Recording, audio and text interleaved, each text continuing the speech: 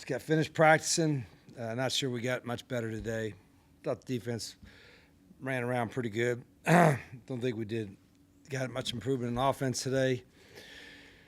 Got some things to work on. Quarterbacks did not progress like they had been doing, so they got to have a better day tomorrow.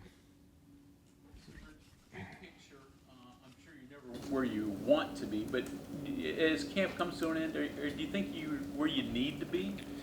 Not completely, no. And most coaches will tell you that. We as I told the team, you're going to make mistakes every day. What we got to do is not make the same ones. We got to correct the ones we made yesterday because we're going to make new ones tomorrow. And so, when we make the same mistakes, it's hard to move on to the next phase. And so I thought that was the issue today offensively. So making the same mistakes again. Yeah, just things that shouldn't happen. And the quarterback has got a lot of responsibility and got a lot on his plate. But we got to progress better, and they will.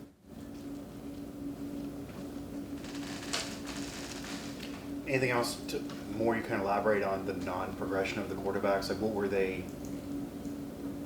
What was happening? Non-progression. Really. Well, No, what's going to happen?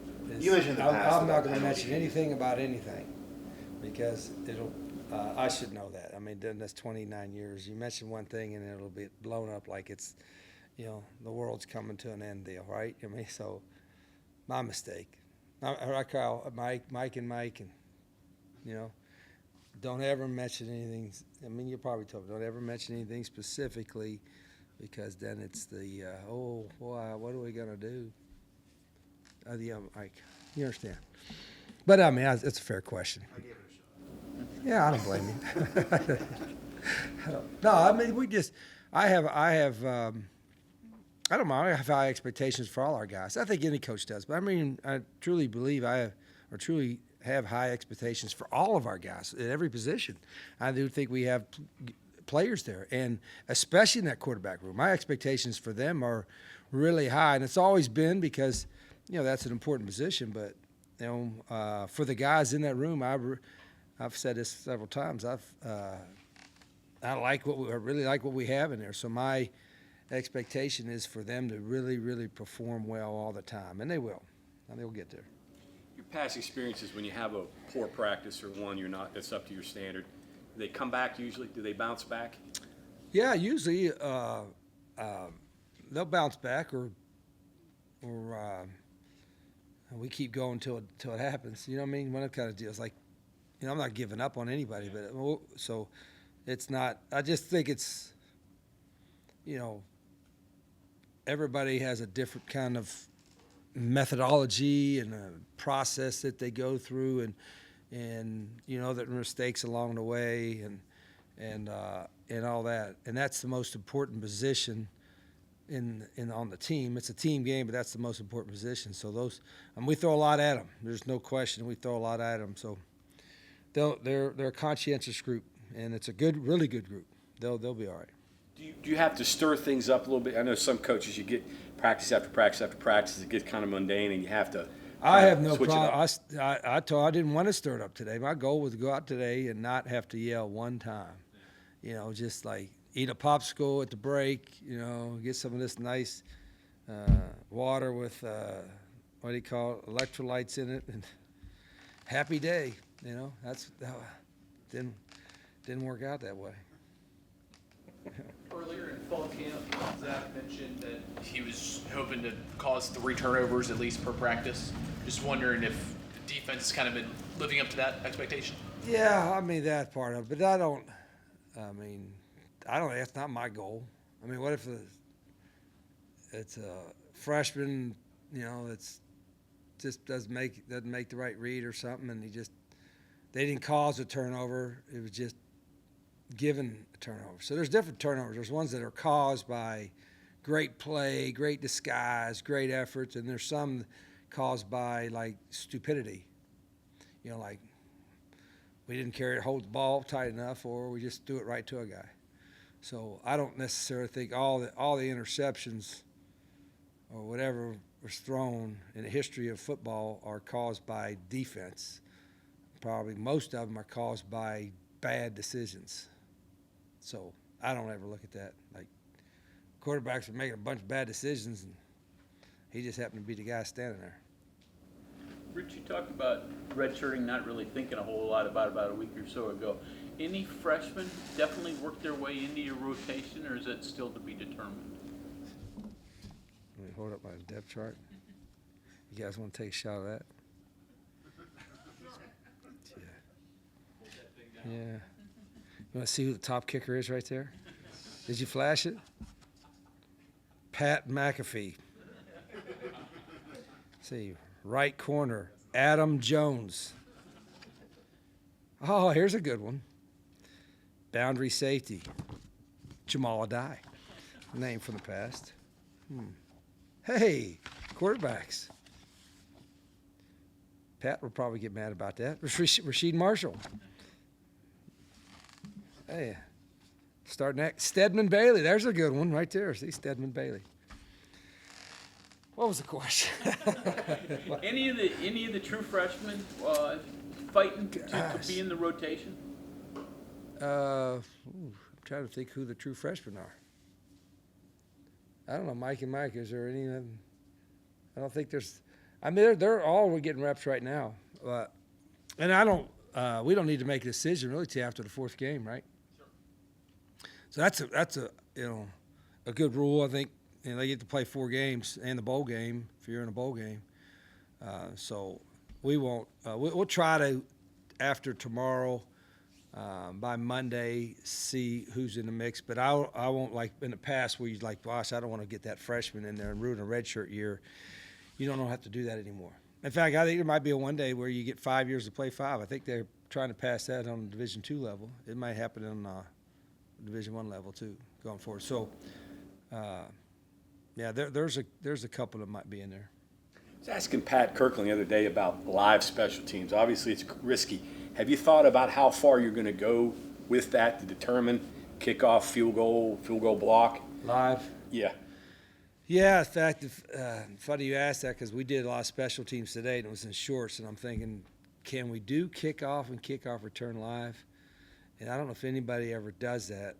And then I'm thinking, boy, the NFL's got it figured out because they have the preseason games, but none of the starters really play much in the preseason games, and their special teams are usually like with the back half of your roster or guys trying to make the team, so you can get it live.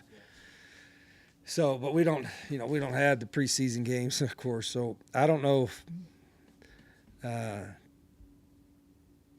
I'll be able to do it live, but I'm gonna try to figure out a way to at least get it full speed and maybe go live and not tackle. List of unknowns and anxieties, that first kickoff, is that right up there on your top of your Not list? as much because there's hopefully if we're kicking off, we hope we kick it out. And, it's not like, they could maybe try to run a reverse or something, but it's not like they can kind of trick you. So, those things, you probably worry more about punt, right? You better not have a punt block. So we work punt every day. We work punt every day. We work punt block a lot because you see those more often, and those happen faster in the game. And we really work hard on that. So we will go live with the punt, but I don't know if we'll go live with the other ones.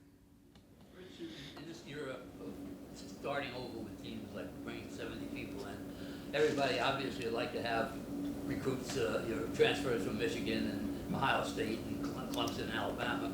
But the fact of the matter is that you wind up taking a lot of junior college kids, Division II kids and the like. So is that maybe a good thing? I mean, it strikes me that they would have a little more passion and Yeah, Bob, you hope that they would have like the want to prove themselves. I've always believed that I've heard guys say before, and I've heard coaches say before, I don't have anything to prove. I've already proven it. And I think if they're keeping score, you always have something to prove. I was like Michael Jordan now. He tried to prove something every time, and he practiced, and same with Kobe Bryant. So I think, those, no question, when you get a guy from a junior college or a Division II or 1AA or a Group of Five come here, I think they all have a little chip on their shoulder to some degree. And not that guys coming from Power Fours don't, but sometimes those guys are just looking for a bigger payday, you know. And that's, I hope that, like I mentioned before, I hope if the guy's coming to your place just for a bigger payday, I think he's coming for the wrong reasons. If he's coming, maybe that's a bet. You know, he's going to get bigger pay than the Group of Five or 1AA, of course, but he's also wanting to prove that he can play on this level. Then I think you'll get more out of him, in my opinion. Last year at Jacksonville State, Yeah. your two best players probably, were.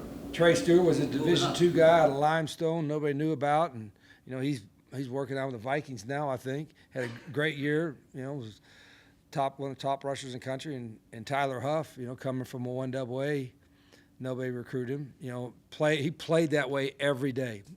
Played that way every day, and every game was something to prove. So I think there's a lot to that. It really is, and I'm hoping that helps create an environment amongst the whole team. Now, even the guys that weren't transfers, whatever, that, hey, we got practice today, I got something to prove. And I've talked to them about that, but we're gonna touch on that quite a bit more, because I don't think there's very high expectations for these guys, and a lot of people don't know who they are, and that's okay. They got a chance to prove that. Finding them, the good ones. It's evaluation has always been important in any recruiting in any sport at any level, but none more so than now. I think you got to evaluate, the talent part you got to see, but does he have that, want to? Does he love football and not like it? For this is a hard sport, and it's a tough sport, and for tough people. And if you just kind of like it, you won't be your best at it. You got to love it and need it. I truly believe that. You got to love it and need it to coach it. You got to love it and need it to play it. And if you don't, you'll never be as good as you need to be. Do you like the Big 12 injury reporting system? Yeah, they're probable. Before you ask, for the second game, who you asking about? Who you asking about? I'm not He's asking probable. about any, no person. I'm not asking about any people. No, I'm just saying. No. Do you really think? I mean, I understand why, because people that got a vested interest in it, right, kind of want to know, and I'm just going to say, and just random name, he's probable. Can we say questionable? Or questionable, Day to day?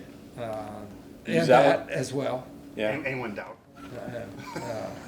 Probable, questionable, Doubtful. day to day. I'm questionable what I'm calling the first play, and doubtful what I'm calling next. Really, I mean, Back to the recruiting. Why does it happen? So you have these young guys that are they're told that they're D2 players or D3 players to begin with. And then we see these guys emerge, like Owen Schmidt, for example, right? And among others. Why do you think, quote unquote, schools miss on the Owen Schmidts of the world and don't get them right off the bat? yeah, I think it's, sometimes it's maybe a guy's a little shorter or didn't read the measurables. It's like there's some schools that if you don't have certain measurables, they're not getting it. Like, I've heard that a bunch at this level for offensive lineman arm length. Like, oh, his arm length, he's only 72 inches. He's not 74 inches. I'm like, what the hell? We running a dunk contest or what are we doing? You know what I mean? Can the dude play? Now, I understand that the NFL and you're getting the cream of the cream, they better have a certain length. But here, I mean, let's just find the best player you can get. Size and speed is always going to have a factor in that, but we don't get caught in. I've never got caught in the star rankings. Now, if a guy's labeled a 5-star, he's probably a no-brainer. You could turn on a film in 30 seconds, like, oh yeah. But I've seen 4-stars that couldn't play dead in Western, and I've seen 1-stars that would star in the Western. You know what I mean? So I think you just really got to evaluate it and have not just one person or two people or outside sources. Have your coaches, and that's where a little bit of, I'd say, a little bit of experience helps. If you've, I think I kind of know when I see a guy if he can play on this level. That's the benefit of coaching a long time. How much of it is them recruiting themselves and, a kid from Limestone sending you his tape or just having some word of mouth? I mean, they're not good. You can't, at this level, you can't like, I'm gonna recruit myself to get a Division I Power 4 scholarship. Everybody's got. It's easy to get everybody's information. So but I also tell kids this, and to your point, we had him in camp. There's no reason that any high school kid that wants to play at the next level can't get eyeballs on his film or have people look at him. Because you can make your own highlight film, you can get your own information, you can put it on social media. So my point is, if you're good enough to play college football at any level, you can get yourself recruited by putting the work together, doing the film, and then sending it out to whoever you want people to look at. A lot easier than back in the day, 40 years ago, when your only chance of being a walk-on was somebody seeing you in person. Now everybody can see everybody, right? Rich, you mentioned the expectations kind of being low on the team and some of the players. Is that something that you like? Is that kind of how you would? Oh, outside expectations. Yeah, you kind of prefer I think that? it's. You kind of use that Yeah, to your advantage a little bit? That's not the driving motivation every day, but I do think it should be somewhere like, hey, we got something to prove, right? And I think that hopefully that adds to it. I feel that way. Okay. Okay.